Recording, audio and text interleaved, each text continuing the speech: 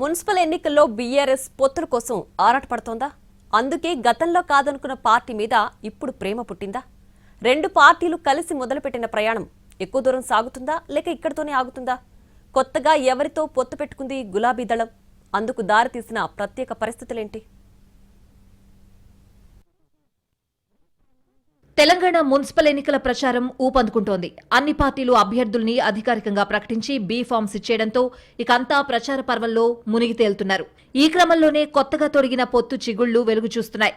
జరుగుతున్నది మున్సిపల్ ఎన్నికలే అయినా పార్టీల మధ్య పొత్తులుంటాయని ముందు నుంచి ప్రచారం జరిగినా ఎవరెవరితో కలుస్తారు, ఏ రూపంలో చెట్టాపట్టాలేసుకుని తిరుగుతారన్న విషయంలో మాత్రం క్లారిటీ ఉండేది కాదు. దాంతో స్థానిక పరిస్థితులకు అనుగుణంగా లెక్కలు మారతాయన్న అంచనాలైతే ఉన్నాయి గానీ నామినేషన్స్ ఉపసంహరణ పూర్తయ్యేదాకా ఎవరితో ఉన్నారన్న సంగతి తేలలేదు. కానీ ఎన్నికల కమిషన్ పోటీ చేసే అభ్యర్థుల జాబితాను ప్రకటించాక బొమ్మ క్లియర్గా కనిపించింది. కొత్తగా కుదిరిన పొత్తుల గురించి ఇప్పుడు రకరకాల చర్చలు జరుగుతున్నాయి. ఈ విషయంలో ప్రతిపక్ష బీఆర్ఎస్ ఈసారి కొత్త పందా ఎంచుకుంది. అధికారంలో ఉన్నప్పుడు సింహం సింగిలే అన్న కారు పార్టీ ఇప్పుడు మాత్రం మిత్రుల కోసం వెతుకుతోందట. ఈ క్రమంలోనే కమ్యూనిస్టులకు దగ్గరైంది.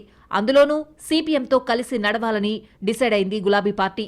భవిష్యత్ రాజకీయాలకు ఇప్పటినుంచే లెక్కలేసుకుంటున్న బీఆర్ఎస్ అవకాశమున్న చోటల్లా పొత్తుకు జై కొట్టినట్టు తెలిసింది. ఇందులో భాగంగానే ఉమ్మడి నల్గొండ, ఖమ్మం, వరంగల్తో పాటు మహబూబ్ నగర్ జిల్లాలోని కొన్ని మున్సిపాలిటీల్లో సిపిఎంతో కలిసి పోటీ చేస్తోంది. ప్రధానంగా ఈ జిల్లాల్లో ఎర్ర పార్టీకి కొంత పట్టుంది. అంత మాత్రాన అది సొంతంగా పోటీ చేసి గెలిచేంత బలం కాదు.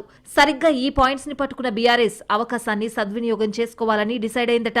అందుకే మున్సిపల్ ఎన్నికల వేళ కొత్త పొత్తులకు తెరలేపినట్టు తెలిసింది. రాష్ట్ర వ్యాప్తంగా 10 మున్సిపాలిటీల్లో సిపిఎంతో బీఆర్ఎస్ కు పొత్తు కుదిరింది. సరిగ్గా ఇక్కడే సరికొత్త చర్చలు మొదలయ్యాయి. ఇది ఇక్కడికే పరిమితమవుతుందా లేక ఆరంభం మాత్రమేనా అన్న డిస్కషన్స్ నడుస్తున్నాయి. మున్సిపాలిటీలతో మొదలైన బంధం రేపు అసెంబ్లీ దాకా కొనసాగుతుందన్న మాటలు సైతం వినిపిస్తున్నాయి.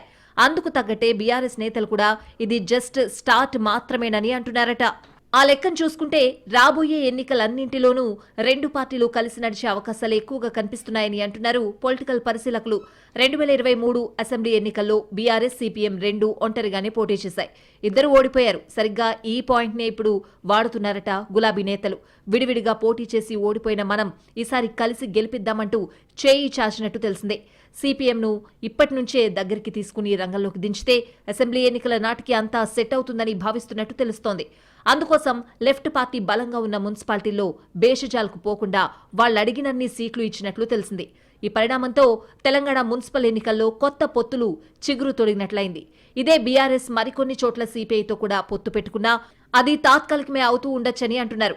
ఎందుకంటే సిపిఐ ఇప్పటికే కాంగ్రెస్ తో రిలేషన్లో ఉంది. అసెంబ్లీ ఎన్నికల్లో కాంగ్రెస్ తో పొత్తు పెట్టుకున్న సిపిఐ ఒక సీటు తీసుకుని గెలిచి అధికార పార్టీకి మిత్రపక్షంగా ఉంది. అందుకే కారు కంకి కొడవలి బంధం లోకల్కే పరిమితం కావచ్చన్న అంచనాలున్నాయి. ఎన్నికల తర్వాత కాంగ్రెస్ సిపిఐకి ఒక ఎమ్మెల్సీ స్థానాన్ని కూడా ఇచ్చింది. ఇలా కాంగ్రెస్ తో మంచి అనుబంధం ఉన్న సిపిఐ మాతో కలిసి నడుస్తుందన్న ఆశలు లేవంటున్నారు బీఆర్ఎస్ నేతలు. మున్సిపల్ ఎన్నికల్లో అడపాదడపా దగ్గరైనా అది సిచ్యువేషనల్ రిలేషన్షిప్ తప్ప పర్మనెంట్ కాదన్నది కారు పార్టీ అభిప్రాయం. ఓవరాల్ గా బీఆర్ఎస్, సిపిఎం బంధం మాత్రం talk of the municipal elections అవుతోంది.